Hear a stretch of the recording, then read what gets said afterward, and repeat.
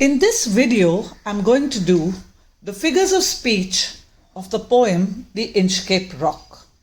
The figures of speech present in the poem are repetition, alliteration, exclamation, inversion, personification, and transferred epithet. We must apply the figure of speech to the line of the poem and show how it works in that line.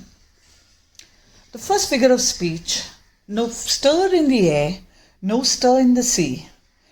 Here we have repetition because the words no stir are repeated for greater poetic effect. The second one, the ship was as still as she could be. Here the figure of speech is personification because the ship is given the human quality of having life and remaining still. The third figure of speech, her sails from heaven received no motion. The figure of speech here is personification because the sails are given the human quality of having life and receiving no motion. Notice that it is referred to as her. The fourth figure of speech, her keel was steady in the ocean. We have personification over here. The keel is given the human quality of having life and staying steady. The fifth figure of speech, so little they rose, so little they fell. In this line we have two figures of speech. The first one is repetition, where the words are so little are repeated for greater poetic effect.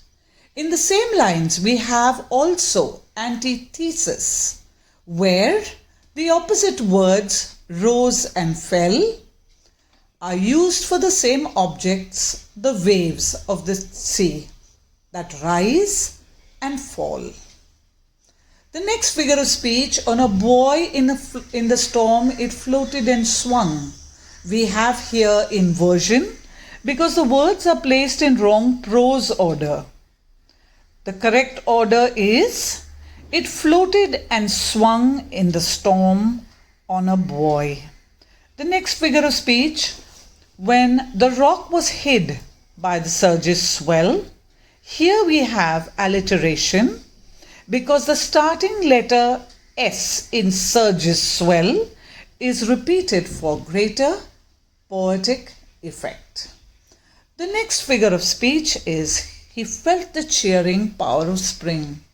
Here we have personification because spring is given the human quality of having life and a happy power. So you notice we have the cheering power. It made him whistle, it made him sing.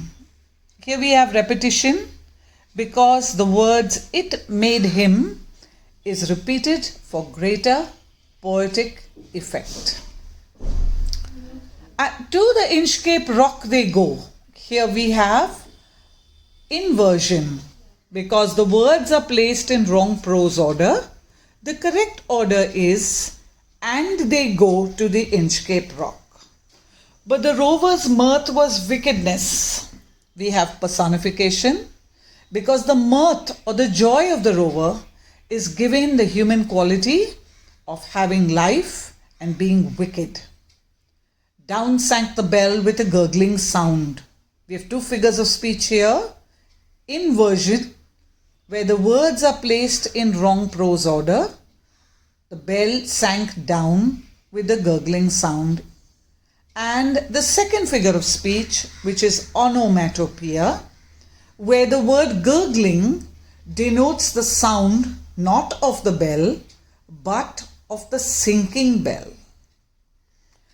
Till the vessel strikes with a shivering shock, we have alliteration because the starting sound sh of shivering shock is repeated for greater poetic effect.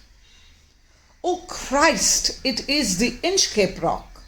Here we have exclamation because the words O Christ are exclaimed for greater poetic effect.